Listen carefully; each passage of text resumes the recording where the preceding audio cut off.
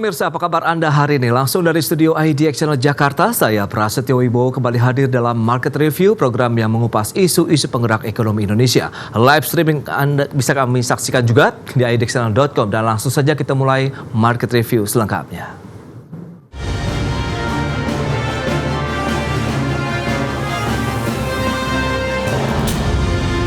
Ya, pemirsa, PT UBC Medical Indonesia Tbk resmi menjadi perusahaan tercatat di Bursa Efek Indonesia. Emiten berkedesam LABS atau LABS ini melepas 700 juta saham baru dengan harga penawaran Rp102 per saham, sehingga total dana segar dari hasil IPO tercatat Rp71,4 miliar.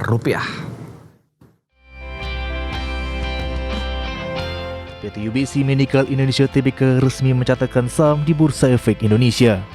Perusahaan berkode saham LABS telah menerbitkan saham baru melalui penawaran umum perdana atau Initial Public Offering atau IPO sebanyak 700 juta saham atau setara dengan 17,72% dari modal ditempatkan dan setor penuh setelah IPO.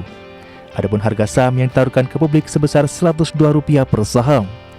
Dengan demikian, guna akan meraih dana segar dari pasar modal sebesar Rp71,4 miliar. LABS akan menggunakan seluruh dana hasil IPO untuk modal kerja dalam rangka mendukung kegiatan operasional dan pengembangan bisnis perseroan. Penggunaan dana IPO antara lain untuk biaya operasional seperti pembelian barang dagang, biaya angkut, biaya kantor, biaya penjualan, biaya sewa, dan lainnya, dan pelunasan hutang usaha kepada pemasok. Perusahaan yang bergerak dalam bidang distributor alat kesehatan ini fokus pada penyediaan alat kesehatan diagnostik in vitro dan consumable atau regen, yang merupakan solusi untuk mendeteksi penyakit menular dan kelainan bawaan. Perusahaan saat ini ditunjuk sebagai distributor dari sejumlah prinsipal perusahaan bioteknologi dari negara maju, di antaranya Amerika Serikat, Jepang, dan Cina, dalam memberikan teknologi terbaik untuk laboratorium di seluruh Indonesia. Dari Jakarta, Tim Liputan IDX Channel.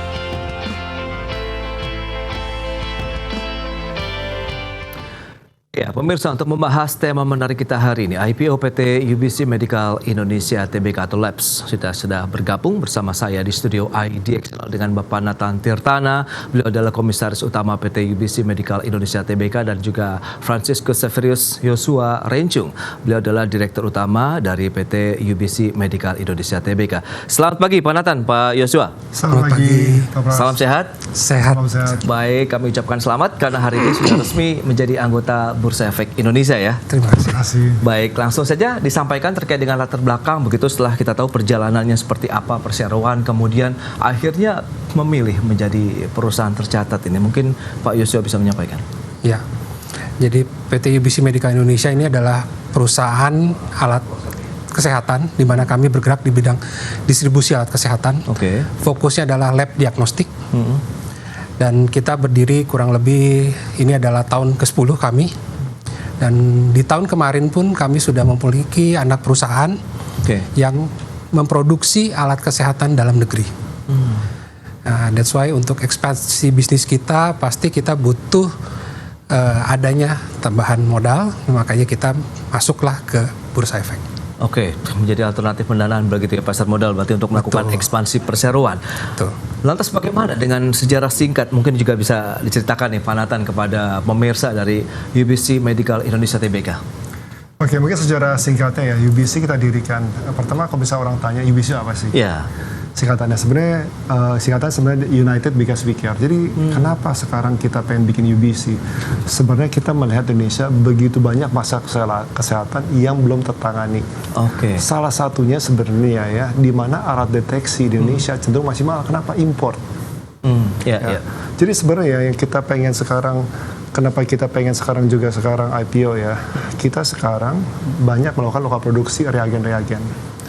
Di mana alat diagnosis ini ya sebelumnya impor sangat mahal di Indonesia. Oke. Kita bikin lokal produk ya dengan sekarang program pemerintah ya memudahkan untuk kita dibeli pemerintah. Oke. Dan dengan sekarang kita bikin lokal produk juga harga benar-benar bisa turun jauh. Dan mungkin yang paling penting ya, dengan sekarang kita bikin lokal produk ya, masyarakat sekitar termasuk dokter-dokter dan pemerintah lebih mengerti. Ya, betapa pentingnya diagnosis Indonesia untuk meningkatkan kualitas kesehatan Indonesia. Oke. Di mana sebelumnya kita cuma tahu PCR, rata-rata yang masyarakat umum cuma tahu PCR karena COVID. Yang orang sebenarnya nggak tahu, sebenarnya PCR ini digunakan untuk semua penyakit menular dan bahkan juga banyak juga untuk penyakit tidak menular. Oke. Di mana sebenarnya pemeriksaan itu merupakan gold standard, tapi harganya mahal. Maka Indonesia jarang dipakai. Oke. Makanya jadi sebenarnya kita pengen go public, kita bikin produksi lokal, kita semoga bisa mendapat doa dari masyarakat Indonesia, sama-sama ya meningkatkan kesehatan Indonesia lewat produksi alat-alat diagnosis di dalam negeri. Oke, menarik nih. Berarti memang sudah bisa diproduksi sendiri. Kemudian seberapa jauh bisa mereduksi harga? Tadi yang dulu Anda katakan tadi kan masih ada yang diimpor begitu ya. Dan sekarang akhirnya dengan diproduksi di dalam negeri berarti harganya akan lebih kompetitif dong, Pak? Sebenarnya akan sangat jauh kompetitif. Contoh mungkin yang sekarang saya pikir kasus paling menarik ya. Kalau kita lihat sekarang di Indonesia itu sebenarnya epidemik untuk hepatitis B. Oke. Begitu banyak orang dari data riset yang terakhir, begitu banyak, kita bicara berjuta-juta orang itu kena penyakit hepatitis B. Oke. Tetapi untuk deteksinya sekarang ya kalau misalnya sudah kena kan harus pakai PCR untuk hepatitis B. Kalau kita lihat di lab-lab ya harganya berjuta-juta. Oke. Sekarang kita bisa produksi di Indonesia ya, kita bekerja sama dengan lab ya, mungkin bisa penurunan harga sampai tinggal 30% dari harga awal. Ini akan sangat membantu masyarakat khususnya yang terimpak dengan hepatitis B. Oke. Bukan ini aja sih, kita bicara hepatitis C, kita bicara tentang deteksi AIDS, kita bicara deteksi tuberkulosis. Dan tentu yang paling penting ya, ketika sekarang ada penyakit menular di Indonesia, kita bisa kembangkan alat lokal dalam Indonesia. Kita nggak perlu dari dulu impor-impor lagi sekarang. Jadi kalau ntar ada COVID, kita ready. Dan kita sekarang ini merupakan kapasitas PCR terbesar di Indonesia. Oke, nah itu dia. Menarik. Lantas seberapa banyak kapasitas produksi Pak Yosua? Lantas seberapa besar juga kemampuan mungkin kalau kita lihat penyediaan pendistribusian terkait dengan tadi reagen-reagen yang diproduksi oleh perseroan ya Pak Yosua? Ya, saat ini kita sekitar 10-12 juta per tahun tes. Wow. Dan itu akan terus kita kembangkan karena kita punya target tidak hanya untuk menggarap pasar nasional, tapi kita juga ingin ke depan adalah menggarap pasar internasional. Artinya kita bisa ekspor. Itulah makanya kita mulai tahun ini sudah mulai bekerja sama dengan organisasi FINE ya untuk mendapatkan WHO recommendation. Di mana kalau kita sudah mendapatkan itu berarti kita sudah cukup mumpuni untuk bisa ekspor keluar. Oke. Nah, sejauh ini perkembangan perseroan lantas bagaimana dengan tadi akhirnya bisa mampu untuk memproduksi alat-alat kesehatan maupun reagen tadi di Indonesia? Jadi ya karena reagen ini pertama gini, kita pertama kali mulai adalah melakukan transfer teknologi dari perusahaan-perusahaan China, karena kita memang belum punya kemampuan untuk itu, maka kita harus mengadop teknologi dari luar. Betul. Dan ke depan kita juga mulai melatih tim kita untuk bisa melakukan research and development sendiri, yang artinya kita akan lebih bisa memproduksi yang benar-benar produksi dalam negeri. Ini saya mau tambahkan ya. Silakan, Pak. Jadi yang kita harus perhatikan bahwa tim Indonesia sebenarnya sangat mumpuni, tapi belum ada kesempatan sekali belajar dengan cepat kita bisa lokal produksi. Jadi sebenarnya ini penting. Jadi sekarang ini kita udah benar-benar bisa produksi secara lokal dengan hanya belajar. Jadi sebenarnya rakyat Indonesia, semua maksudnya pemuda-pemuda Indonesia, maksudnya pelajar Indonesia sangat cepat bisa belajar. Hanya butuh sekarang kesempatan untuk tadi mengadopsi, mempelajari teknologinya begitu ya. Betul. Jadi ntar ke depan ya kita bisa sekarang ya dengan sekarang tim-tim dari Indonesia ya kita training. Sekarang ketika sekarang dari tim dari FINEX yang sebenarnya mewakili WHO, kita langsung terpilih. Bahwa kita bisa nih, dan ntar kita bahkan dalam pengembangannya sekarang ketika dikualifikasi WHO kita bisa ekspor ke seluruh dunia. Itu dia. Tinggal menunggu saja. Betul. Makanya untuk produk pertamanya tuberkulosis. Kenapa? Karena di Indonesia tuberkulosis merupakan penyakit yang paling banyak diderita begitu ya. Karena Indonesia adalah penderita nomor 2 terbesar untuk TBC. Oke, baik. Nanti kita akan lihat seperti apa iklim usahanya, begitu bagaimana strategi perseroan ke depan setelah IPO. Kita bahas nanti di segmen berikutnya, kita akan jeda dulu sebentar. Oke. Dan pemirsa pastikan Anda masih bersama kami.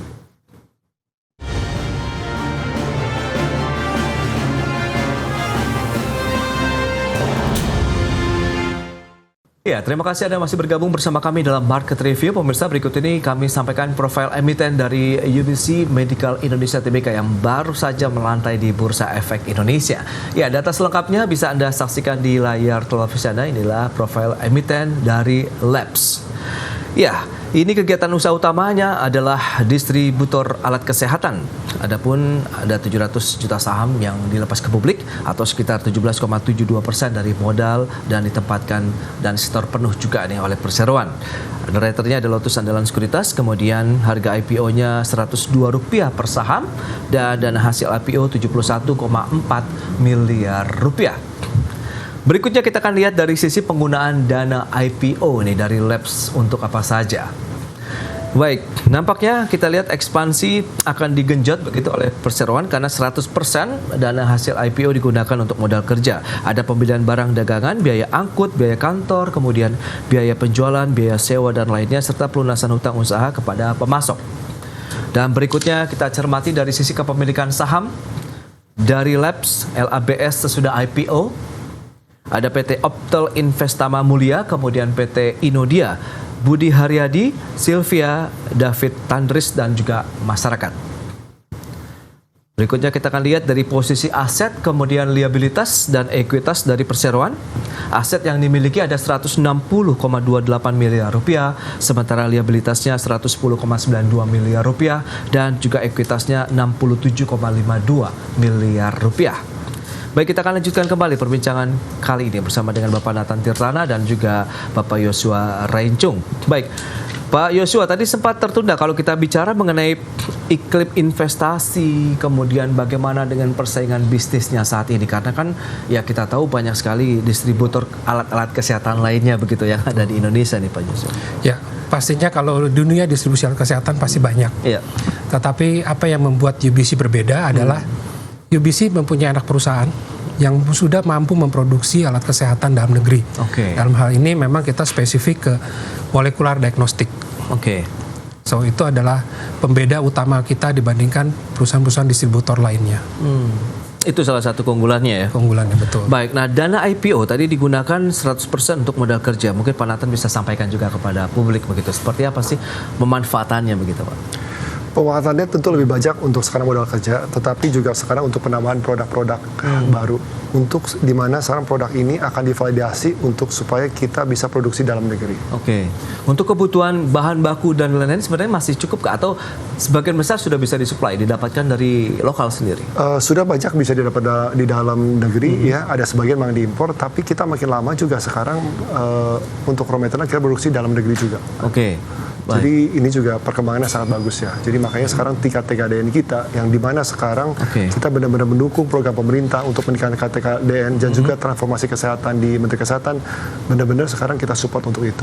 Oke, nanti setelah dana IPO kan ada digunakan memang 100% untuk modal kerja. Lantas bagaimana? Adakah penggunaan untuk proses produksi yang lebih banyak lagi dari perseroan atau bagaimana nanti Pak Yosua? Ya, pastinya ya seperti tadi Pak Nathan jelaskan bahwa penggunaan modal ini pasti karena kita bisnisnya adalah distributor, pasti yang utama adalah untuk pembelian barang untuk dagangan. Oke.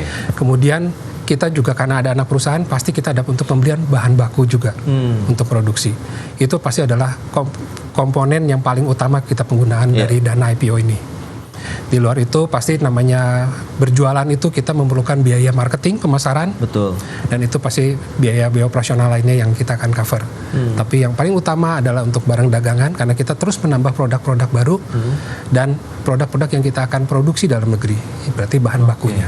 Nah, wilayah cakupan yang memang menjadi backbone dari perseroan ini masih di wilayah Jakarta dan sekitarnya, Jawa atau daerah mana? Oke, wilayah cakupan kita sudah mencakup seluruh Indonesia. Seluruh Indonesia. Di mana kita di beberapa kota besar pasti kita ada penempatan sales representatif kami yang artinya bisa melayani kebutuhan dari pelanggan-pelanggan kami di setiap daerah. Oke, nah ini dia. Kalau kita bicara mengenai tadi tingkat persaingan usahanya, kalau kacamata Pak Nathan sendiri bagaimana? Kalau dilihat dari respon dari investor setelah IPO ini bagaimana juga kalau menurut Anda? Kalau saya lihat dari kompetisi perusahaan ya, kita untungnya sekarang hanya sedikit perusahaan yang bisa sekarang produksi reagen ini. Jadi sebenarnya saingan kita sementara ini cuma satu. Wow, oke. Ya. Kenapa? Karena memang untuk bikin produksi reagen ini nggak gampang. Jadi sebenarnya bariernya lumayan tinggi.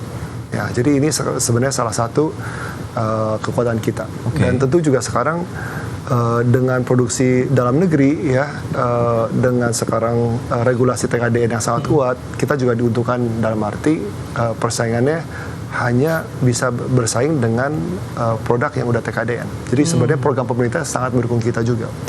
Dan mungkin yang paling pentingnya juga sekarang dengan adanya transformasi kesehatan di Kementerian Kesehatan, sekarang Indonesia benar-benar begitu banyak peningkatan taraf kesehatan, di mana kalau taraf kesehatannya makin bagus, makin banyak menggunakan produk-produk kita. Yes, Dan tentu karena kita lokal, disupport pemerintah, harga juga kita sangat affordable dibandingkan barang-barang impor, di mana ini benar-benar buatan bangsa sendiri. Wow, itu dia. Dan respon dari investor akhirnya seperti apa? Oversubscribe berapa kali nih kalau saya boleh tahu nih, penasaran juga nih.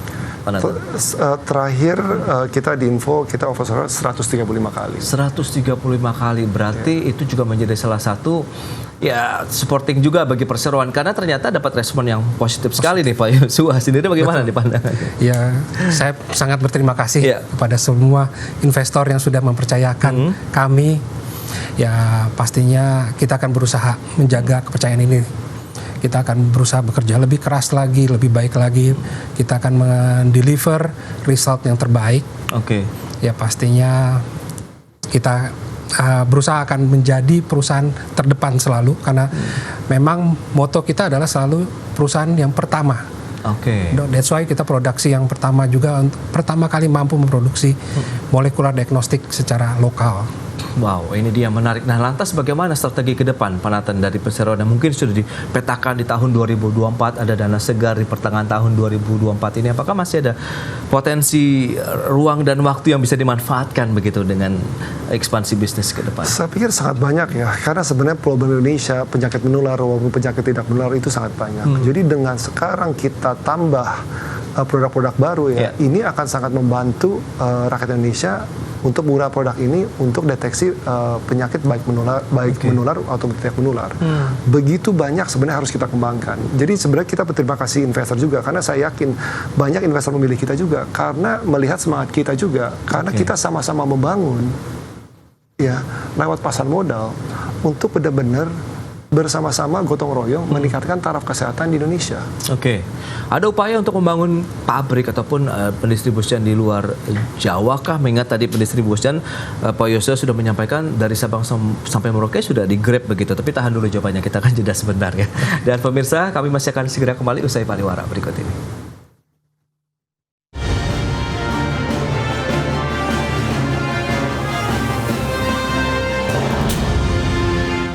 Ya, pemirsa, kita lanjutkan kembali perbincangan menarik ini bersama dengan Bapak Nathan Tirtana, Komisaris Utama PT UBC Medical Indonesia Tbk, dan juga Bapak FX Yosua Rencung, Direktur Utama PT UBC Medical Indonesia Tbk. Baik, Pak Nathan, mungkin bisa disampaikan kalau bicara mengenai strategi bisnis pasca IPO. Tadi kan memang pengembangan untuk pasar dalam negeri, tapi adakah rencana nanti ekspansi, mungkin pembangunan pabrik ya di luar kota Jakarta ataupun dari tempat yang ada saat ini? Ada Pak, jadi tentu kita bertahap ya. Jadi sementara ini kita sekarang proses untuk kualifikasi disebutnya WHO PQ oleh lembaga FineX. Ini akan perlu waktu sekitar 1 tahun sampai 1,5 tahun, mungkin bisa sampai 2 tahun, tergantung ya. Nah, ketika sekarang kita dapat WHO PQ, berarti kita dapat akses untuk ekspansi penjualan ke luar negeri. Dengan ini kita yakin kita harus bangun pabrik kedua untuk juga bisa melayani ekspansi ke luar negeri untuk jualan produk. Itu dia, berarti untuk khusus kebutuhan ekspor begitu ya? Betul. Nah kesiapan dari equipment, alat-alat produksi mungkin Pak Yosua mungkin bisa disampaikan bagaimana dengan kemampuan SDM untuk mencapai produktivitas yang optimal begitu? Ya, pastinya dari alat sendiri memang kita sudah mulai menambah terus ya alat-alat itu untuk bisa memproduksi. Kemudian dari SDM kita beberapa kali kita kirim mereka untuk training di luar dengan partner transfer teknologi kita, supaya mereka mempunyai kemampuan meningkat, kemampuannya pasti, ya, yang artinya mereka akan nantinya melakukan transfer knowledge juga kepada tim yang baru. Di mana yang tadi Pak Nathan sudah jelaskan, kalau kita sudah mendapatkan WHO recommendation ini, kita akan ekspansi untuk mungkin membuka site baru yang untuk memenuhi kebutuhan market internasional. Nah lantas bagaimana nanti dengan upaya-upaya peningkatan kinerja dari sisi pendapatan, laba bersih perseroan lah kalau kita lihat begitu di tahun ini maupun ke depan begitu pasca IPO, Pak Yosua? Ya kita menargetkan tahun ini bisa mencapai revenue kurang lebih 300 M. Dengan target gross profit margin kurang lebih di angka 40%. Ya, itu yang kita akan coba maintain dan terus meningkat pastinya untuk revenue. Kita targetkan peningkatan yang cukup signifikan di tahun 2026 dengan adanya planning kita untuk melakukan ekspansi ekspor. Nah, tantangannya lebih di mana kalau kita lihat produksinya, kemudian pendistribusian alat-alat kesehatan yang dibikin ataupun dibuat oleh perseroan sendiri? Untuk dalam negeri atau luar negeri? Untuk yang dalam negeri dulu. Yang dalam negeri tantangannya pertama pasti adalah masalah memang SDM kita perlu dilatih dulu, karena mereka terus mereka punya kemampuan, tetapi tadi yang dijelaskan bahwa belum diberi kesempatan untuk belajar, dan ini sebenarnya kesempatan mereka untuk belajar. Nah, dengan mereka sudah mampu untuk produksi dengan benar, maka produk alat kesehatan dalam negeri ini akan mempunyai standar kualitas standar kualitas yang cukup mumpuni, yang tidak kalah bersaing dengan produk-produk impor. Nah, keunggulan, ya kalau kita bicara keunggulan lah ya begitu, keunggulan kompetitif apa yang bisa Anda sampaikan nih Pak Nathan juga kepada pemirsa IDX Channel, para investor yang sudah membenamkan dana mereka begitu di Labs? Kalau secara keunggulan, kita bisa yakinkan bahwa sekarang produk kita benar-benar kualitasnya sama dengan produk impor, baik dari Amerika, baik dari Eropa, benar-benar nggak ada perbedaan. Tetapi keunggulannya ini benar-benar buatan Indonesia. Dan sekarang Bapak Ibu bisa bayangkan ya, ntar ketika sekarang ada epidemik, nggak perlu takut kalau untuk sekarang kita bikin PCR, karena kita bisa bikin sendiri, bisa cepat. Jadi kalau misalnya sekarang ada penyakit baru ya, kita bisa bikin produknya dalam 3 minggu udah ready di Indonesia. Dulu ingat ya, ketika sekarang kita COVID, kita harus impor. Iya, betul. Ya, sekarang nggak perlu. Dan ini juga sekarang dengan adanya sekarang produksi dalam negeri, ketika sekarang ada penyakit baru yang khusus Indonesia, kita dengan gampang juga bisa develop untuk benar-benar penangani penyakit itu Indonesia. Jadi ini juga sangat bagus dalam arti untuk ketahanan di Indonesia, dalam arti deteksi penyakit-penyakit yang tentunya di mana deteksi sekarang di Indonesia ini penyakit-penyakit berbeda di luar. Ini juga merupakan salah satu sekarang semangat kita, karena kita benar-benar pengen membantu pemerintah dan membantu medical society untuk bisa menangani penyakit-penyakit lebih baik ya, dengan produksi lokal dalam negeri. Itu dia salah satu keunggulannya, produksi dalam negeri sudah bisa dikatakan 100% begitu ya, lokal, punya begitulah bisa dikatakan begitu terkait dengan produk ini. Harapan terakhir Pak Yosua, bagaimana Anda melihat prospek perseroan ke depan pasca IPO menjadi perusahaan tercatat yang pasti akan sangat terbuka begitu ke publik? Ya, pastinya harapannya kita bisa tumbuh terus makin besar. Kita bisa menjadi bukan hanya perusahaan yang bermain secara market dalam negeri, tetapi bisa menjadi perusahaan yang bermain secara global. Dan itu pastinya mengangkat taraf hidup masyarakat Indonesia pada umumnya, serta menjadi salah satu yang perusahaan yang dibanggakan oleh bangsa Indonesia karena bisa mewakili bangsa Indonesia di market global. Itu dia. Pak Nathan, terakhir bagaimana optimisme Anda ke depan? Kita benar-benar sangat optimis dan tentu passion kita benar-benar pengen bersama dengan Medical Society Indonesia dan juga pemerintah, khususnya untuk pesawat pemerintah, supaya benar-benar kita bisa bersama-sama ya, khususnya passion kita benar-benar untuk sama-sama meningkatkan taraf kesehatan Indonesia, di mana dulu begitu banyak alat-alat diagnosis tes Indonesia nggak terpakai karena mahal. Kita pengen bikin murah supaya Indonesia bisa mendapatkan the best care treatment di Indonesia, bukan hanya untuk orang-orang yang bisa afford untuk sekarang pengobatan di Singapura, tapi benar-benar untuk semua masyarakat bisa afford, bisa melakukan di Indonesia dengan harga terjangkau, buatan Indonesia, dan benar-benar secara kualitas, benar-benar sangat sesuai dengan kualitas internasional. Oke, itu dia pemirsa. Memang sudah menjadi pilihan tepat Labs begitu ya, sudah memberikan kontribusi yang cukup besar terhadap kesehatan masyarakat. Tadi yang penting adalah harganya juga terjangkau semua lapisan masyarakat sehingga bisa mendeteksi kesehatannya lebih dini begitu ya. Betul. Baik, Pak Yosua, terima kasih banyak atas kehadirannya Pak Nathan. Sukses juga Pak. Sudah menjadi perusahaan yang hari ini IPO begitu ya di Bursa Efek Indonesia. Baik pemirsa, jangan beranjak dari tempat Anda karena sesaat lagi kami masih akan kembali dengan tema menarik lainnya terkait dengan pemerintah dan DPR yang sepakat salurkan dana PMN 27,4 triliun rupiah. Kami segera kembali.